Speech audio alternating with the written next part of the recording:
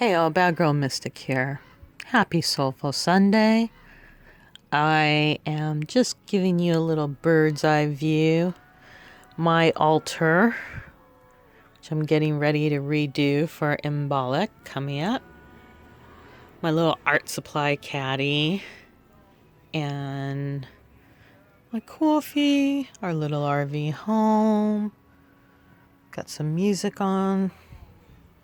My babies are next to me. And here's my book. I've got my charm bag at my belly.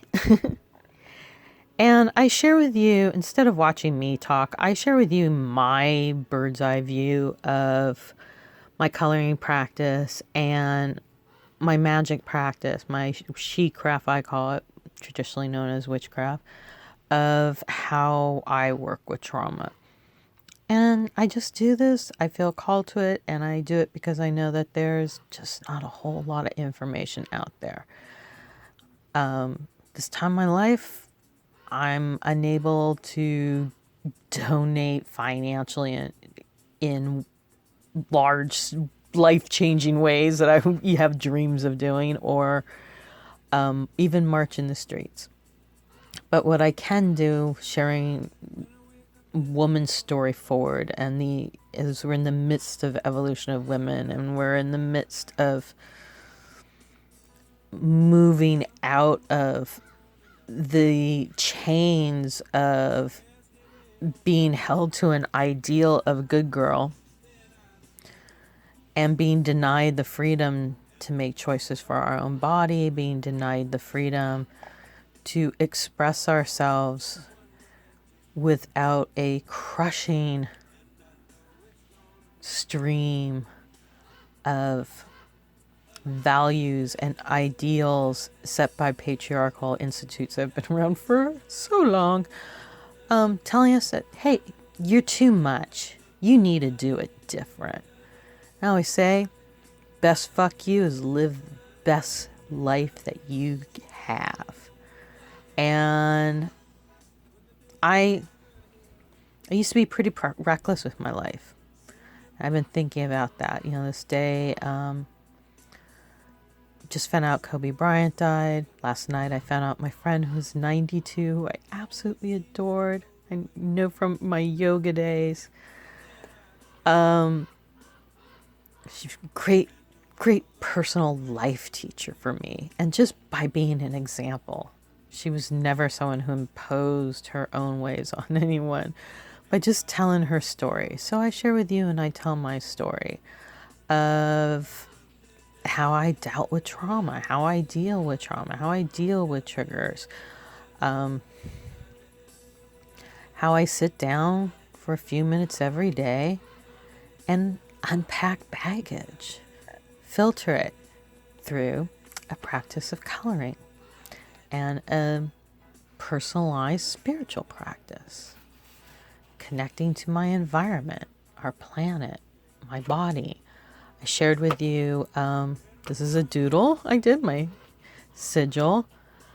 I've shared how I deal with my shadows, and I journal about them, and I look for repeating words, and I use Amy's affirmations, or if they're not doing it for me, I'll find another one and write my own and what comes intuitively. And I write it through the whole month of the planner, because repetition, this is how we're going to make new neural pathways. This is how we're going to repair the nervous system and raise all the levels of good hormones so that our body is given a relief from the constant barrage of overstimulated nervous system, from triggered hormones and constant muscle tension. And part of it is, yes, we need to move our body and eat better, but we also need to align and put in sync and connect our heart and our focus and our ahas, our beliefs. I don't know what happens when we die.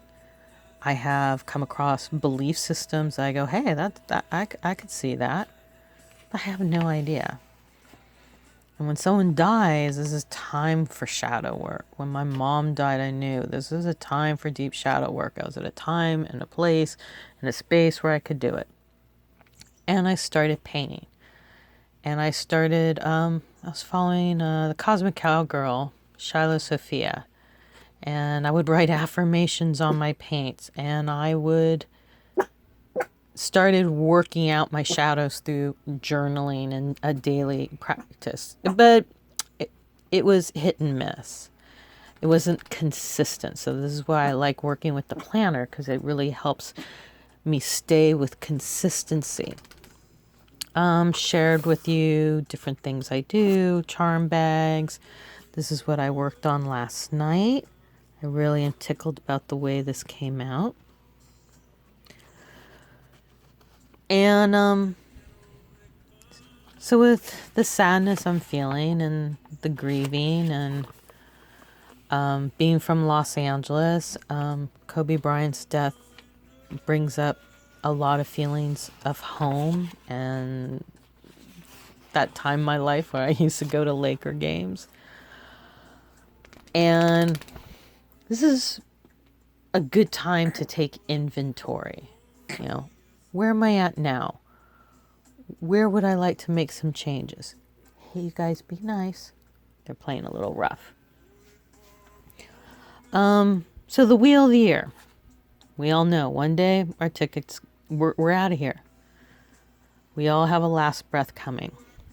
So what do you want to plant? What do you want to garden in between all of that?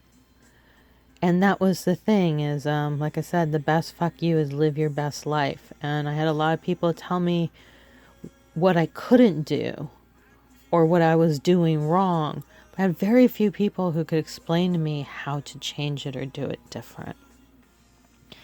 And I would share my story and it's like, they were like, okay, oh, I'm out.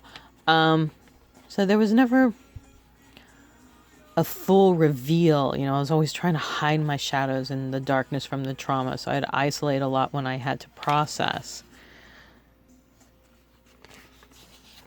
And, but grief demands that space. So one of the ways I work my process, because pain is information.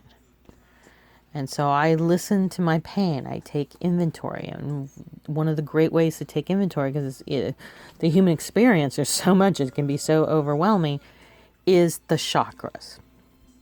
Chakra is a great map, especially for women, because it goes into detail about the emotional body in addition to physical, mental, and spiritual bodies. And the reason I use this is because there's so much information that's told from a male perspective to other men. And this is the challenges I kept coming up against in yoga, where it seemed like I was constantly having to change the dial and filter and try to figure out how this relates to being a female.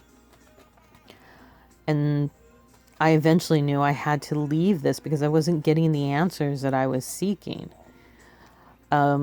What we have coming up, one of the things Amy mentions here is that the wheel of the year is connected to the chakras. And I looked it up and I wrote down with each chakra there's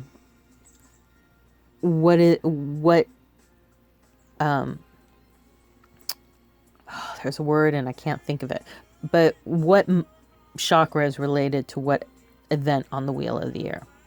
So this is what I'm going to do. I want to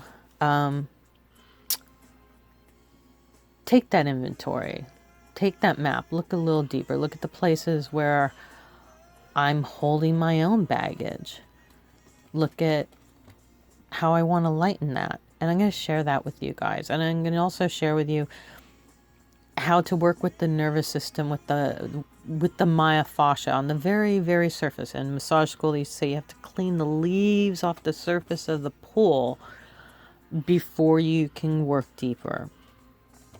And this is what I'm doing with myself. And so I'm just going to share that out.